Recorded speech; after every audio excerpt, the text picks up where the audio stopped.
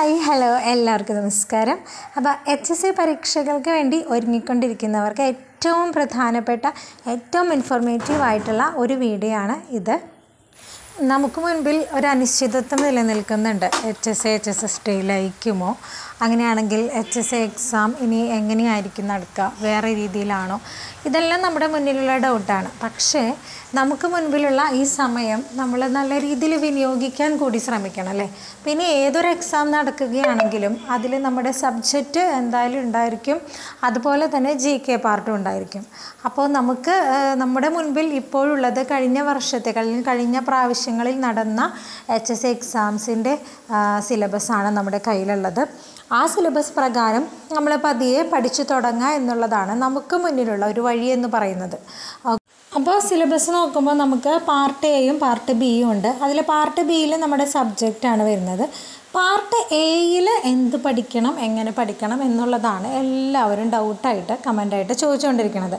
അപ്പോൾ എനിക്ക് തോന്നി പാർട്ട് എയിൽ പഠിക്കുന്നതിനെക്കുറിച്ച് ഒരു വീഡിയോ ചെയ്യാമെന്ന്. അതാണ് ഇന്നത്തെ വീഡിയോ.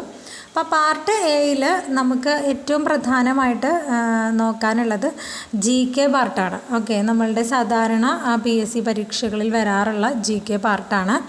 അപ്പോൾ അതിലത് കൊടുത്തിരിക്കുന്നത് ഹെഡിങ്സ് മാത്രമാണ്. അപ്പോൾ ആ ഹെഡിങ്സിൻ്റെ ഉള്ളിൽ എന്ത് പഠിക്കണം എന്നുള്ളതായിരിക്കും എല്ലാവർക്കും ഡൗട്ട്. അപ്പോൾ നമുക്ക് നോക്കാം. ഇതിൽ റിനേസൻസ് ആൻഡ് ഫ്രീഡം മൂവ്മെൻറ്റ്സ്, അതുപോലെ GK, അതുപോലെ CA കറണ്ട് അഫെയർസ്, ഇത്രയാണ് 2 മൊഡ്യൂളുകളിലായിട്ട് വരുന്നത്. മൂന്നാമത്തെ ഭാഗമായിട്ട് വരുന്നത് നമ്മളുടെ എഡ്യൂക്കേഷൻ സൈക്കോളജിയുമായി ബന്ധപ്പെട്ടതാണ്. അത് നമ്മൾ BEdനൊക്കെ പഠിച്ച പോർഷനാണ്. അത് നമുക്ക് അറിയാം അത് എന്തൊക്കെയാണെന്നുള്ളത്. നമ്മൾ ഈ വീഡിയോയിൽ ഡിസ്കസ് ചെയ്യാൻ പോകുന്നത് GK പാർട്ടിനെ കുറിച്ചിട്ടാണ് കേട്ടോ. അതായത് റിനേസൻസ് ആൻഡ് ഫ്രീഡം മൂവ്മെൻറ്റ്സ്, അതുപോലെ ജനറൽ നോളജ്, അതുപോലെ കറണ്ട് അഫെയർസ്, ഈ 3 ഭാഗങ്ങളാണ് നമ്മൾ എന്ത് പഠിക്കണമെന്ന് പറയാനായിട്ട് പോകുന്നത്. അതിൽ കറണ്ട് അഫെയർസ് നമുക്ക് വിടാം, കാരണം അത് ഇന്ന് നടക്കുന്ന ആനുകാലിക വിഷയങ്ങളുമായി ബന്ധപ്പെട്ട എന്ത് വേണമെങ്കിലും ചോദിക്കാം. ന്യൂസ് പേപ്പറിൽ നിന്നൊക്കെ നമുക്ക് കിട്ടുന്ന വിവരങ്ങൾ ശേഖരിച്ച് വെച്ച് പഠിക്കാനായിട്ട് ശ്രദ്ധിക്കണം. ഇനിയുള്ളത് റിനേസൻസ് ആൻഡ് ഫ്രീഡം മൂവ്മെൻറ്റ്സും GK ആണ്. അതെന്തൊക്കെ പഠിക്കണം എന്നുള്ളത് ഞാൻ പറയാൻ പോവാണേ. ഈ renaissance and freedom movements GK എന്നൊക്കെ പറയുമ്പോൾ അതൊക്കെ ഒരു വാസ്റ്റായിട്ടുള്ള ടോപ്പിക്കാണ്. അതായത് കേരള റിനേസൻസും ഇന്ത്യ റിനേസൻസ്, അതുപോലെ ഫ്രീഡം മൂവ്മെൻറ്റ്സിൽ വരുന്ന ഓരോ ഭാഗങ്ങളും, അതായത് ചോരി ചോര incident, government of India act, അതുപോലെ ഫ്രീഡം മൂവ്മെൻറ്റിൻ്റെ ഭാഗമായി നടന്ന ചെറിയ ചെറിയ ലഹളകളും സമരങ്ങളും, ഇതിനെക്കുറിച്ചൊക്കെ ആക്റ്റുകൾ, ഇതൊക്കെ നമുക്ക് പഠിക്കേണ്ടതായിട്ട് വരും. ഓക്കെ, അപ്പോൾ റിനേസൻസ് ആൻഡ് ഫ്രീഡം മൂവ്മെൻറ്റ് എന്ന് ഒരു വാക്കിൽ അവർ ഒതുക്കിയെങ്കിലും അത് വലിയൊരു വാസ്റ്റായിട്ടുള്ളൊരു ടോപ്പിക്കാണ്. അപ്പോൾ നമുക്കതിൽ ഒരുപാട് കാര്യങ്ങൾ പഠിക്കാനായിട്ടുണ്ട്.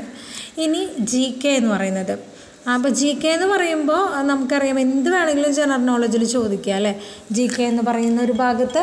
അപ്പോൾ നമുക്ക് ഈ 2 ഭാഗങ്ങളും നോക്കുമ്പോൾ നമുക്ക് ആ ഒരു എന്താ പറയുക, സാധാരണ ഒരു റാങ്ക് ഫയൽ എന്തൊക്കെയുണ്ടോ ആ റാങ്ക് ഫയൽ മുഴുവൻ നമ്മൾ പഠിക്കേണ്ടതായിട്ട് വരും. കാരണം അത്രയും വാസ്റ്റായിട്ടുള്ള ടോപ്പിക്കാണ് അവർ ഈ ഒരു 2 സെൻറ്റൻസിൽ 2 വാക്കിൽ ഒതുക്കി വെച്ചിട്ടുള്ളത്.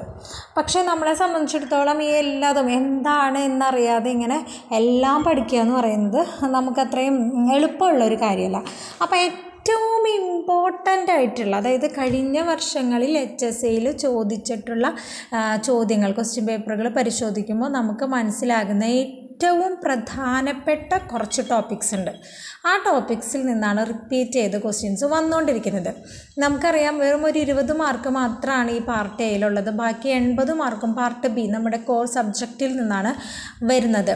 അപ്പോൾ ഈ ഒരു 20 മാർക്കിന് വേണ്ടിയിട്ട് ഈ ലോകത്തുള്ള എല്ലാ കാര്യങ്ങളും പഠിച്ചെടുക്കുക എന്ന് പറയുന്നത് ചിലപ്പം പലർക്കും ഒരു ബുദ്ധിമുട്ടായിട്ട് തോന്നും. അതുകൊണ്ട് കഴിഞ്ഞ വർഷങ്ങളിലെ ക്വസ്റ്റ്യൻ പേപ്പറുകളിൽ, HSC ക്വസ്റ്റ്യൻ പേപ്പറുകളിൽ നിന്നും നമ്മൾ മനസ്സിലാക്കിയെടുത്തോളം പ്രധാനപ്പെട്ട കുറച്ച് ടോപ്പിക്സ് ഉണ്ട്. അതിൽ നിന്ന് റിപ്പീറ്റ് ചെയ്തിട്ടാണ് വരാറുള്ളത്.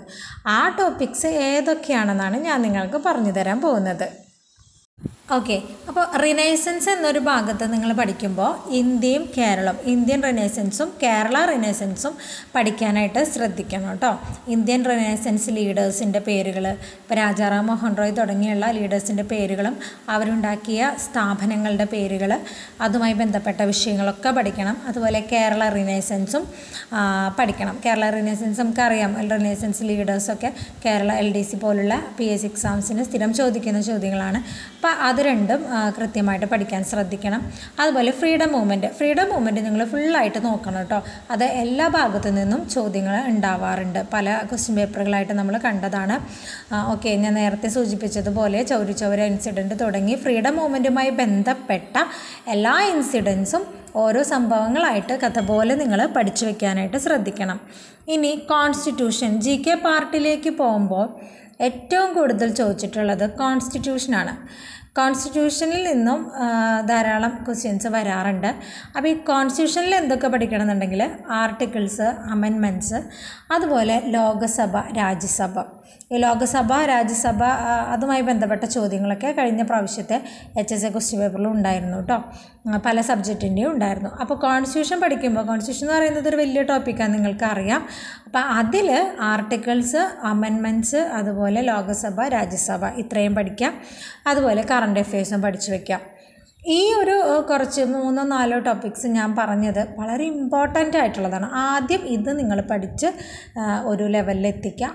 അല്ലാതെ ഈ GK പാർട്ട് A എന്ന് പറയുന്ന ഒരു ഭാഗത്തെ GK പാർട്ട് നമ്മളിങ്ങനെ ഒരറ്റത്ത് നിന്ന് റാങ്ക് ഫയലിൽ തുടങ്ങിയാൽ ഇത് തീരുന്ന ഇതുണ്ടാവില്ല, നമ്മൾ മറന്നു പോവുകയും ചെയ്യും.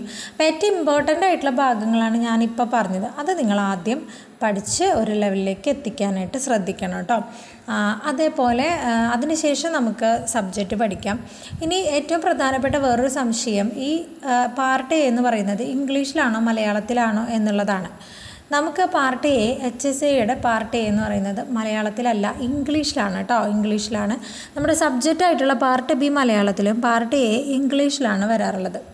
അപ്പോൾ ഇംഗ്ലീഷിൽ വരുന്നത് കൊണ്ട് പ്രശ്നമൊന്നുമില്ല, കാരണം നമുക്ക് മലയാളത്തിൽ പഠിച്ചാലും ഇംഗ്ലീഷിൽ എഴുതാനായിട്ട് സാധിക്കും. പക്ഷേ ചില വാക്കുകളൊക്കെ, ഇപ്പോൾ ശാസനങ്ങൾ, അതിന് ഇൻസ്ക്രിപ്ഷൻസ് എന്ന് പറയും.